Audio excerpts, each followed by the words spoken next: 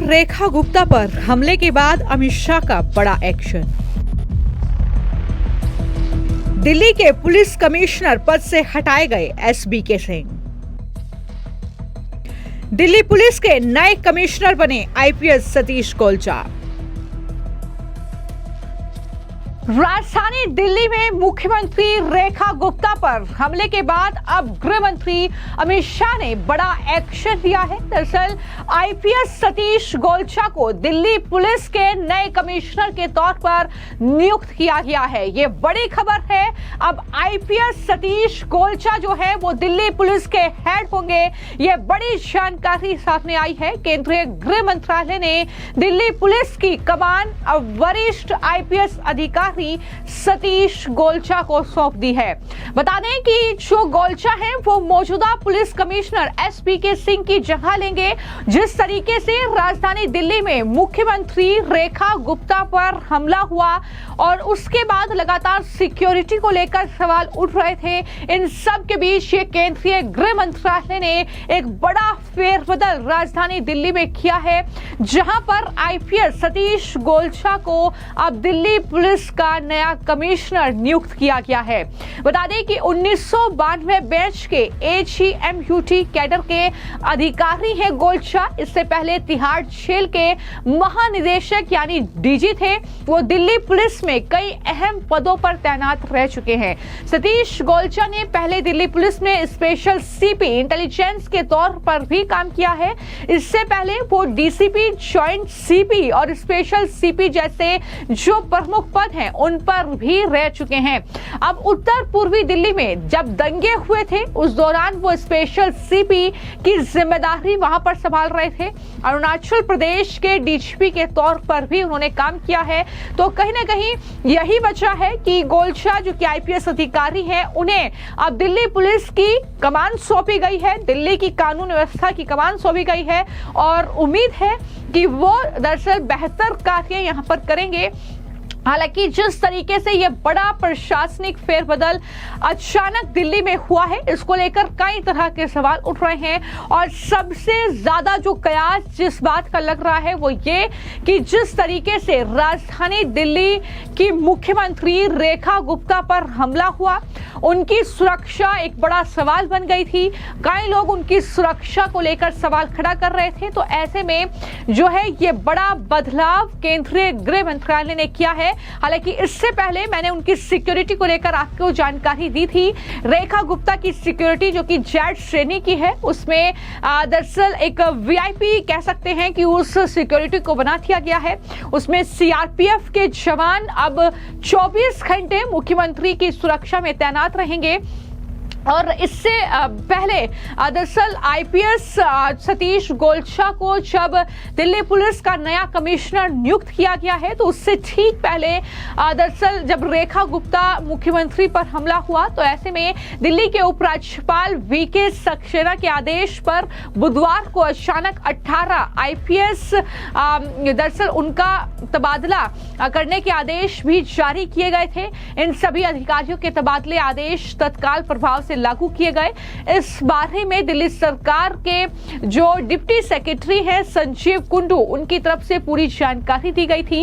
यानी कुल मिलाकर जिस तरीके से मुख्यमंत्री रेखा गुप्ता पर एक अनजान शख्स उनकी जन सुनवाई में दाखिल होता है और वो इस तरीके से उन्हें टारगेट पर रखता है, उन पर हमला करता है, उनके बाल पकड़कर खींचता है, इस तरीके से उनको चोट भी आई है इस हमले में। और उसके बाद से लगातार सुरक्षा एक बड़ा मुद्दा बनी हुई थी और उसी लिहाज से ये बड़ा फैसला केंद्रीय गृह मंत्रालय की तरफ से लिया गया है। यानी अब कहीं ना कहीं गृह मंत्रालय ये बिल्कुल भी इस चीज को लेकर कोई भी ढील नहीं बरतना चाहता है कि मुख्यमंत्री की सुरक्षा में कोई कमी हो और इस तरीके की घटना दोहराई जाए। तो ऐसे में इस पूरे हमले के बीच ही ये बड़ा एक्शन जो है राजधानी दिल्ली में देखने को मिला है, जहां पर आईपीएस सतीश गोलचा को दिल्ली पुलिस का नया कमिश्नर नियुक्त किया गया है, जिन्हें दिल्ली में काफी ज्यादा प्रशासनिक अनुभव भी है। तो ऐसे में उन्हें ये अहम जिम्मेदारी सौंपी गई है, वो भी उस वक्त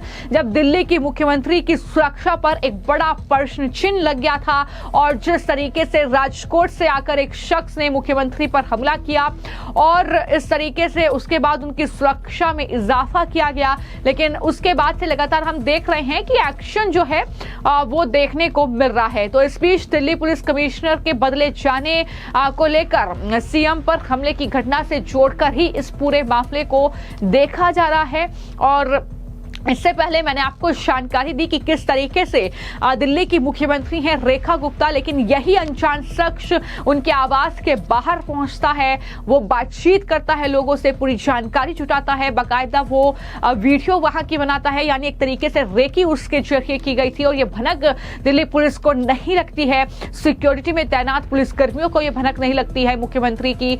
और ऐसे में सवाल उठने लगे। हालांकि कई बीजेपी के नेताओं ने इसको लेकर बयान भी दिया और क्या कहा जरा सुनिए। काम तो वो कल रात को भी उन्होंने किया है, फाइलें देख रही हैं, सुबह भी देख रही हैं। काम जो ऑफिशियल काम है वो मुख्यमंत्री जी कर ही रही हैं, लेकिन अभी स्वास्थ्य लाभ की उनको आवश्यकता है और शारीरिक चोट भी जो है वो भी गंभीर हैं और मानसिक भी जो है वो भी कोई साधारण घटना नहीं हुई है, बहुत ही असाधारण घटना हुई है। लेकिन मुख्यमंत्री जी अपना दफ्तर का ऑफिस का जो भी काम है वो कर रही है। सर, आरोपी को 5 दिन की रिमांड दे दी गई है, अभी वो कस्टडी में है। देखिए, आरोपी का जो क्रिमिनल बैकग्राउंड निकल के आया है, 9 आपराधिक मामले, उसमें तस्करी से लेकर शराब के धंधे से लेकर और हत्या की कोशिशों के मामले, इस प्रकार के बहुत गंभीर मामले इस व्यक्ति पर पहले से दर्ज हैं।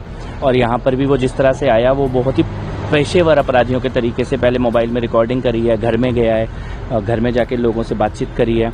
तो जो सभी चीज़ें जो दिख रही हैं वो एक गंभीर प्रोफेशनल अटैक हुआ है। आज सातों सांसद जो दिल्ली के हैं वो जाके आदरणीय मुख्यमंत्री रेखा गुप्ता जी के आवास पर उनका हालचाल पूछने के लिए आए थे। आपके माध्यम से मैं दिल्ली की जनता को पूरी तरह से आश्वस्त करना चाहूंगी, कतई ही व्याकुल मत होइए। हमारी मुख्यमंत्री रेखा गुप्ता जी शेरनी हैं, वो निडर हैं, उनका मनोबल बना हुआ है और वो फौलादी जज्बे की धनी हैं। उसी वात्सल्य, उसी ममत्व से, उसी आत्मीयता से लोगों से मिलती रहेंगी जैसे मिलती थी और दिल्ली को प्रगति के पथ पर अग्रसर करने के लिए काम करती रहेंगी। हम जो आरोपी है उसको 5 दिन की रिमांड में भी भेज दिया गया है। अब देखिए, ये जुडिशियल प्रोसेस है और इन्वेस्टिगेटिव प्रोसेसेस है, ये अपना काम करते रहेंगे। पर इतना जरूर कहूंगी कि जो आरोपी हैं उनको बख्शा नहीं जाएगा। उसकी एक थ्योरी भी सामने आ रही है, उनका कहना है कि मैं डॉग लवर हूँ, भैरव बाबा आए थे सपने में, ऐसा क्योंकि मुद्दा अभी इन्वेस्टिगेटिव प्रोसेस का हिस्सा है, अभी इन्वेस्टिगेशन चल रही है, इसलिए इस पर अभी टिप्पणी करना शायद प्रीमेच्योर। मैम, बस एक आखिरी सवाल, सिक्योरिटी को लेकर भी काफी सवाल उठ रहे हैं, फिर ये भी बताया जा रहा है कि अब सिक्योरिटी को एनहांस किया जा रहा है, सीआरपीएफ डिप्लॉय हो रही है। देखिए, अगर सिक्योरिटी का रिव्यू हो रहा है तो वो अगेन वो सिक्योरिटी एजेंसीज के अधिकार क्षेत्र की बात है। पर आपके माध्यम से रेखा जी के विरोधियों को मैं ये चेतावनी जरूर देना चाहूंगी कि आपका किसी भी प्रकार का ये कायरता पूर्वक जो कृत आपने करा है, जो अटैक उन पे करा है, अरे हमारी बहन फौलादी जज्बे की धनी है, वो अभी भी उतनी ही सुदृढ़ता से काम करती रहेंगी।